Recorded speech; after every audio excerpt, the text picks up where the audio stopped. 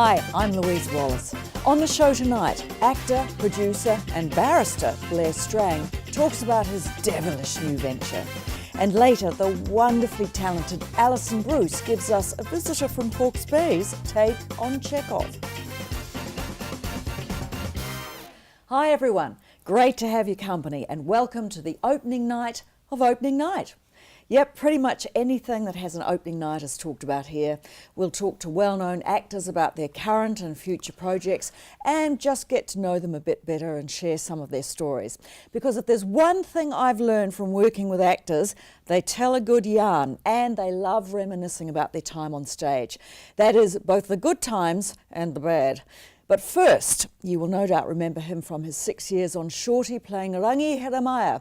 And you may not know he is a successful barrister and has now started his own theatre company called Sapphire Productions. They open at the Pump House Takapuna on June 7 with their latest production, Morning Star. Welcome, Blair Strang. Thank you. How are you, mate? Great to see you. You too, Liz. Well, great to see you too as well. Yeah, it has actually been quite a while because you were briefly involved with Tadpole Productions. Briefly, yeah. Yeah. And then, of course, you're a very busy lawyer. Yeah, well, I've been practicing family law now for about 10 years. So it's, and that's, it's never easy. It's always dealing with emotional turmoils. But I've always kept the hand in the acting and theatre and television business. I also, did a series on TV1, Nothing Trivial, which was a lot of fun. With a good crew. It's funny, when you introduce me, you say Rangi Hiramaya, that never leaves you, right? I know. We'll talk about that. But the thing about, I talk about you're a barrister because quite honestly, as an actor, you also have to have a real job, don't you? It's otherwise you won't survive. That's right. And I had to because I was looking after my son full time. So I had these big brown eyes staring at me, saying, "Dad, feed me, look after me, clothe me, send me to school, and all that sort of stuff." So I couldn't do that on an acting, wage. Otherwise, we wouldn't be living in the Tamaki electorate, that's for sure. Absolutely. Now, tell me a little bit about Morning Star, about the play itself. Yes, well, Morning Star is a really interesting piece. To be honest with you, not a lot of people wanted to touch it. It actually was, it was finished in Did you not get the message from that? It is a story about, Lucifer and archangels. Maybe that was the reason people were a little bit superstitious. But right. It was, the final draft was finished in 2011, believe it or not. And it was workshopped, it went to a couple of festivals with the aim of getting it on. Because it's a New Zealand play. It's a New Zealand play written by Albert Bowles, I should make that clear, yes. So Albert Bowles is a New Zealand playwright. He's written a ton of plays and he's just fantastic. Yeah. Mainly around Māori stories, but he's done a couple outside that. Like I've done one which was about Jack the Ripper about 3 years ago. Cool. That was cool. Yeah. And this one was about the archangels. Okay. And it's about, it's not about the fall of Lucifer. If you can imagine, remember those stories in Star Wars, Darth Vader, and then you go and find out what Anakin Skywalker was like. Or I have never seen a Star Wars movie. What are you talking about? I haven't. Who are you? I know. It's just, I'm not into that sort of stuff. But the world is. You know that, don't you? I do know that, Blair. The world is passing me by. Okay, something that Sell it you to might me, Blair. understand. Sell it to me. Okay, you know the Wizard of Oz, right? I do know the Wizard of Oz. Somewhere. There you go. Gosh, musicals. Of course, yeah. Well, there was the story of the Wicked Witch of the West. Yes. Well, there's been some musicals called, I think, Wizard, and there's been a movie, The Wiz, and you find out about why she turned into the Wicked Witch of the West. So this is a little bit about that. So Lucifer, why did he fall? So it's about a group of archangels that are a little bit annoyed. One goes rogue. One goes rogue, and so does other parts of the family because Daddy started a new family, which touched me in a way because as a family lawyer, there are so many dysfunctional families. There's the first family, and then a parent goes off, starts a second family, conflict arises. And that's how I've kind of moulded this. Okay, and you are Lucifer. I am Lucifer. Okay, so you're playing the badass of the production. He's got issues, but I wouldn't say badass. He's, there's some problems. But so it's not just pure evil. He's not pure evil. Right, you do, well, some may understand. I mean, some may not. But he's kind of spur of the moment. He's very cheeky. He's charismatic. He's all those things. I originally wasn't playing Lucifer. admittedly. I was just producing and I was playing the angel Michael. But as we got into the rehearsal process, we discovered that and Michael's a bit more stoic, a bit more straight. We discovered that I would probably suit Lucifer and he would suit Michael. Now, and come I'm on, not too Blair. sure. You discovered this because it's your production company, and you thought, hey, I'll I'm the not lead. happy with my role. I'm going to take that one. But that's not actually how it transpired. It was actually, we got a director in, she's pretty sharp, and her name's Romy Hooper, and she watched the rehearsals. She said, nah, got to swap. Okay. So that's how well, it that's happened. good to do that early, Yeah, I anyway. think Yeah. we did it late. Oh, right. We Don't tell me persevered. you'd learnt all the lines and then you had to turn around and learn all the others. Pretty much. Ooh. In the last, so the last 3 weeks has been full on. The only good thing about that is that if Michael dries, you know all his lines. I do know them all. Yeah. So that's okay. Yes, I guess vice versa as well. So at least you could whisper them to me, you know. Anybody else in the cast that we will know? So we've managed to engage Bronwyn today. She's fantastic. And what we've also done, just to help out with some of the younger actors coming through, is that we've brought on some young actors from secondary school who are just outside of secondary school, and they play the lesser angels, which are kind of non-speaking roles. But we have a main cast of about 6, and they're really good actors. Now, one of these young cast members is your son, Steele. That's Yes, right, isn't it? And that's you've right. acted with him before. Have you directed him? No, I directed him last year. Okay. So when I started this this company, I directed a play called Nigel, and he had a small role in that. And so I was just to try and give him some experience, you know, and to try and get him a goal in life. Right, okay. Well, No, to be an out-of-work actor. Yeah, great goal. So, but you know, he's enjoying it. And Do you we have a lot- enjoy acting with your son? Because I've only acted with Ash once, and I really enjoyed it. It was really lovely. I mean, I love spending time with him, Yeah. and it's an opportunity to do that, particularly at an age where he's 21 now, and he likes to spend time with his friends. And the common theme that we've always had is, you know, theatre, movies, because he's been brought up like the way, you know, when he was born, I was on Shawna Street, so he was always on set.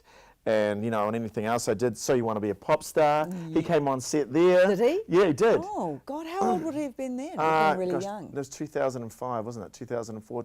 He's probably about 8 or 9. Yeah. But I'll tell you a funny story about that. We were filming some of the rehearsal stuff for my song, and he saw that Dad was getting all the attention, and he'd just had a little surgery just around here, for just a little minor surgery, and he had little stitches. And because Dad was getting all the attention, he ran on to see it, and in front of all the cameras, says, does anyone want to see my stitches? Because he wanted the attention. Sweetheart. Yeah, Like father, like son. Yeah, so it Well, was, I do stalk you on Facebook, and I've seen lots of photos of you and Steele, and you look like you've got a really great relationship. Yeah, well, Yeah, a strong relationship. he's a lovely boy. Yeah, Yeah. he's good natured, good heart. Boy, Good. I mean, he's 20. of He's course. 21. Yeah, no, he's a lovely young man. I'm very proud of him, I have to say. Yeah. Yeah. Let's briefly talk about So You Want to Be a Pop Star, because you and I were in that together. Yes. That was the most terrifying experience, I think, of my life. Really? Oh, yeah. You did so well, though. Well, I remember you backstage. I mean, you were pretty. You seemed pretty calm. There was, I think, the first night. I remember you looked at me and we had this one look at each other, and it was like, "What am I doing? Why have we done this?" Exactly. You know, most jobs I do, I have that look. I look at somebody and think, eh. Really? But I read a critique of So You Want to Be a Pop Star with me in it. And it said You were brave. said Louise Wallace says she cannot sing, but she looks terrific, and I was happy with that. I thought you sang well. I didn't thought really. there was, there was a huskiness to your voice. There was something. That was called Frog. Yeah. And you Now, always look great. So. Let's just briefly talk about Shortland Street. Yeah. And There's nothing brief about Shortland Street. it's the sort of rite of passage for so many young actors, isn't it? It is now. When we started out, of course, because it was right at the beginning stages, we didn't think it was going to be that. No. Because I remember when I was there in 97, our ratings dropped. Really? And we were wondering whether we were going to stick it out. And so then we went through this transition, actually it was 95, and then we went through a transition of everything changed. The storylines got meatier. They had me sleeping with my sister. And weren't you paraplegic at one stage? I was a paraplegic for 6 months. And then they Right. realised that, 6 months in storyline, and they realised that if they wanted me to continue on, I You'd was have going to walk again. have to walk again. So it was one of those miraculous, healing. But totally believable. Absolutely. Yeah, you know, yeah. I can walk. I can So walk. your spinal column just mended overnight. Yeah, it was all in my head. You know what I mean? Of course it Yeah, was. yes. Of course it was. Oh, but the thing about Shortland Street, because I was only in it very briefly, for a few months anyway, playing a drunk cougar, which seems to be the role that I always get cast in. Hey, go with it. Yeah, I Do you know. what I mean? I gratefully accept Find your it. niche. Exactly, and I don't really care. But it's such a great exercise and discipline because, you know, people think that the actors in Shortland Street, you go out partying every night, party, you know, and it's just such the life of a celebrity. But you've got so many lines to learn in so little time. That's right. That you have to spend every night, weeknight, learning your bloody lines, don't you? That's right. So Because if you don't know your lines there, you're gone. Absolutely. Lines, I mean, that's, you know, Rule 101. You know your lines, and particularly for that show.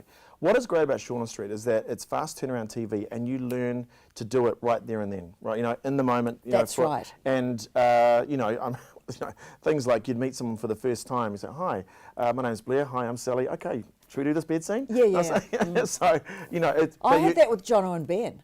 I walked on set and I said, oh, hi, Those Jono. guys And are I crazy. said, hi. He said, oh, you have to pass Jono. I'm like, oh, okay. Yeah. And he was a bit sort of, I said, come on, Jono, you know, get your back into it, mate. So, but you've got to do that, and it's weird. You've just got to commit to it. But look, I think it's a great learning, it's a good learning medium for a lot of young actors going through because you learn that fast turnaround process. You learn discipline. You absolutely do.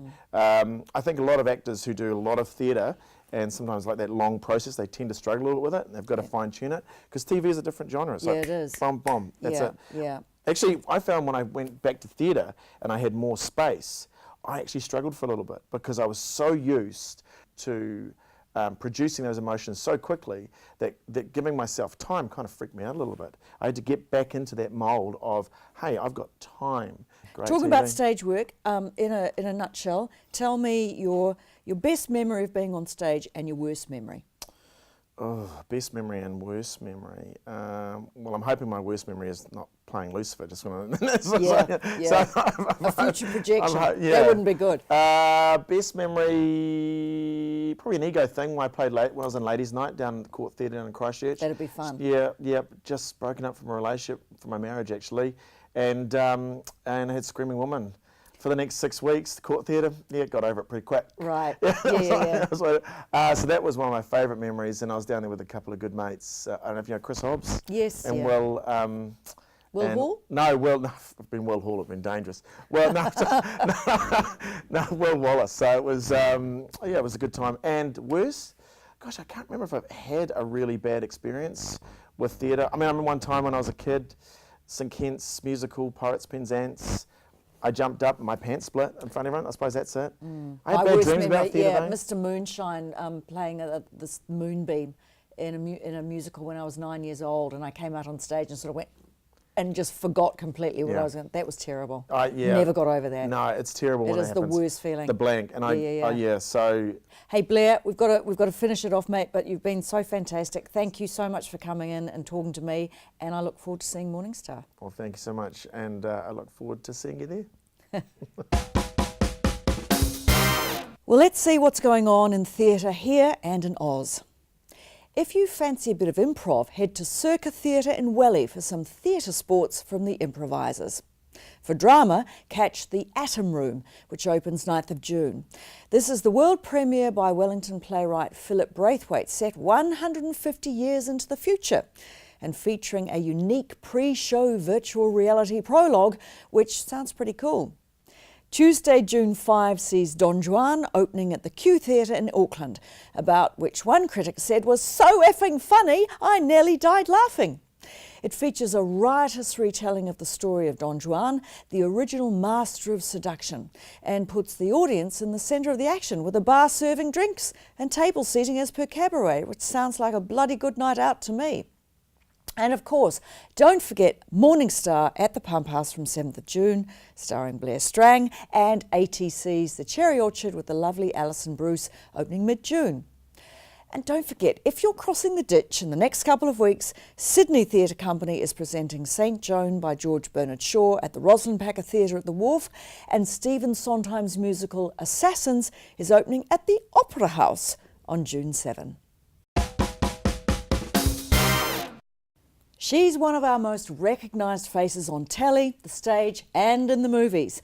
She starred in the award-winning series Being Eve, appeared in The World's Fastest Indian, played a mother of gods in The Almighty Johnsons, and she's currently in rehearsal for the Auckland Theatre Company's The Cherry Orchard, which opens 12th June at the Waterfront Theatre. Welcome, Alison Bruce. Thank you. You know, I've always wanted to meet you. Have you? Yeah, I really have. I really have been a hero of mine. Oh my God, that's amazing. Thank you. I absolutely loved you in Mercy Peak.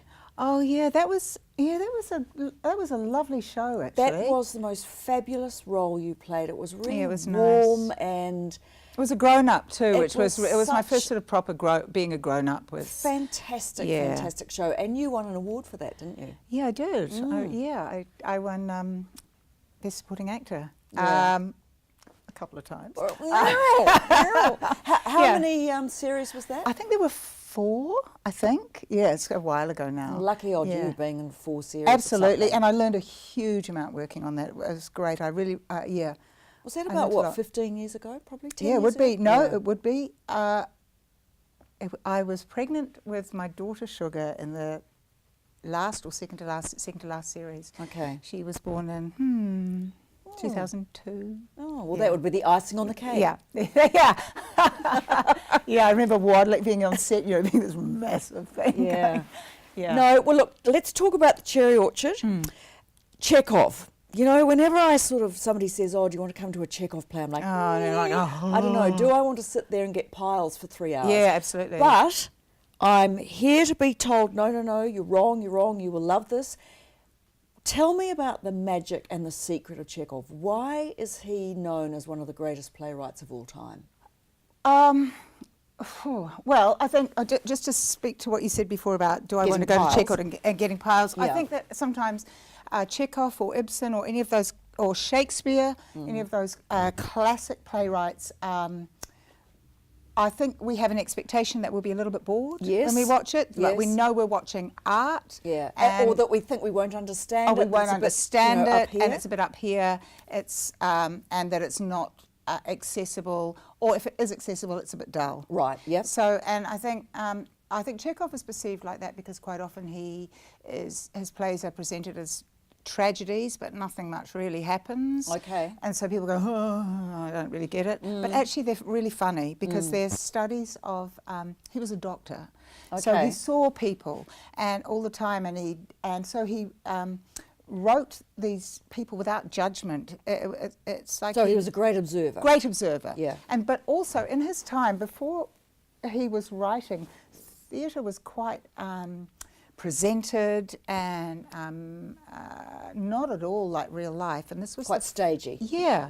And this is the first time that people were like looking at themselves. So it was on almost like stage. reality TV of that time. Totally. Yeah. Totally. And it was shocking. People didn't know what to do with it when they saw it. Okay. I think. So are you playing like with the Cherry Orchard then? Are you're picking out the more funny bits perhaps? That I don't think it's about picking out the more funny bits, but I think it's about actually honouring that they are all really idiosyncratic, Okay. disastrous people. Right. Which we all are. Of course we actually. are. Of You course know, we are. everyone's a bit of a disaster on the inside. So, so yeah. Well, what is the story in a 30-second sound grab of the Cherry Orchard? So it's a story of an estate, a Yes. huge, like we've said in the Hawke's Bay in the 70s, a huge sheep station, Okay. landed gentry. It's been in the family for generations and has now been run into the ground by my character Lulu and her brother Leo, who inherited it but have no interest in farming, don't know how to look after it at all. And It's quite a common story. well, yeah, exactly. Yeah. And they're like an ostrich. They're both like ostriches with their heads in the sand. And the whole place is to be auctioned to pay off their debts. And it just comes close. It's like watching a train wreck, Yeah. slowly. Is it your character that has a younger lover? Has had. So she's quite, she's feckless. She's just come back from Paris. She tried to kill herself because her Okay, lover right, yeah. fell in love with As you someone do. else after he'd stolen everything from her. But she's Okay. really, she's also, she's really led by her heart. Right. You know, so she doesn't think things through much. She just Okay. follows her feelings here or there. And how much of that character is you? quite a lot. Yeah, you're saying this with great Yes, confidence. yes, I understand this Absolutely, character I can well. see that you're thinking, Yeah. this is pretty much Absolutely. me, really. I think, you know, she's the one who gives the money away to, you know, yeah, we're quite alike. Now, you Yeah. mentioned before that you're setting it in or that Colin's setting it in the Hawke's Bay in the 70s or whatever. How do you feel about the sort of modernisation of these classics? Because I went to a seminar about theatre a couple of weeks ago, and I was one of the youngest there, and that was pretty sad because the others were like in the sort of 70s, and they were saying, oh my God, you don't need to modernise it, Yeah. and you know, you put in all the F word and the C bomb and blah, blah, and we hate it and all the rest of Yeah. it. Why does that need to happen? How do you feel about that? I think it's really legitimate to modernise it because if you are staying true to the playwright's intent and their story, because particularly with something like this, if you think that he was presenting people with their real people, not these fantasy caricatures, then by bringing it into a modern era, it's so much more accessible for us, and we can recognise those people. And also, we're going, how do you make, you know, the play is set in Russia with the when the change, you know, after the revolution and the serfdom are coming up and taking power. So we went, what can we find that's an equivalent in our history? And we kind of, Colin thought, Well, who are the serfs in Hawke's Bay? well, yeah, well, we're looking at the greater New Zealand. Yeah. And he went, well, kind of the Maori Renaissance in the 1970s. And I remember Okay. that's the first time I became aware of, you know, Bastion Point, Absolutely. that big hikoi. And so it's like, that's what's coming. It's Okay. like, this is coming, the balance is shifting. And I suppose for younger audience members who perhaps don't know much about Chekhov and don't know their expectations, it's a Yeah. good way for them to identify with classic theatre. isn't it? Absolutely. And Colin was talking just yesterday saying, if you see Chekhov overseas in Europe, it will always be presented in a contemporary way. Right. Okay. Yeah. Tell me briefly about the other cast members. You've got some pretty big names in there. Yeah. I mean, Ian Mune, he's an absolute legend, isn't he? Yes, he's a gem, Muni. I mean, he's he just makes me laugh just He looking at doesn't really him. have to do anything. No, he doesn't. In fact, the show will stop, basically. Yeah, He'll I walk out know. there, he'll mumble something, and the whole show will stop. I mean, I was and taking he'll some go. stills the other day of you guys, and he walked out, and just the look on his face. Yeah. He sort of looks like this friendly gnome. Yeah, he does. Yeah. He's a legend, isn't he? He is an absolute legend. I love him. I think Must be incredible working with him. It's Well, he obviously wonderful. thinks it's incredible working with you. But Well, we're really lucky to have him. But also, you know, he's actually a wonderful, I mean, he's really funny, but also he's a great teacher. He's got great, Yes. you know, he'll just say, remember in the read-through we were talking and he said something about how things were played, and I went, oh, ka-ching, that's, yeah.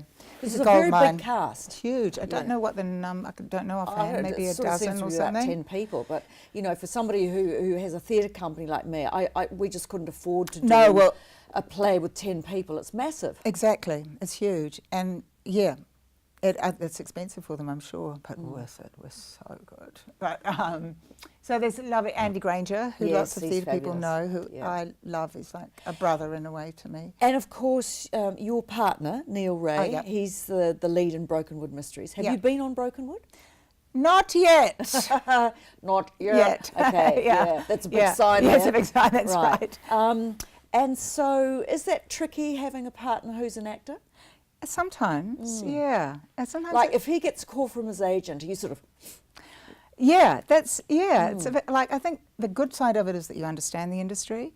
It's very hard if one person is getting all the work and the other person incredible. isn't. I would think that would be incredibly difficult. Yeah. I don't think that I could be married to an actor. Yeah, It's I don't tough. know. It Yeah, is. it is You know, tough. yeah. There's only one star in our household. That's right. Yeah. Yeah. Yeah, so it's just that side, really, the thing of, because you're so, Have you such a acted with him? A tiny bit, like a tiny bit in a drama, a TV drama, but not anything substantial. But we'd like to at some point, yeah. Okay. Yeah. So tell me about some of the what's your worst thing that's ever happened to you on stage? Oh my God, what is the worst thing that's ever happened? I mean, the whole thing is that every actor dries, don't they? Drying is the worst. It's like the world. It is the worst. The earth opens up. It's like you know. when- it's like you sort of your world drops out of your bottom, doesn't it?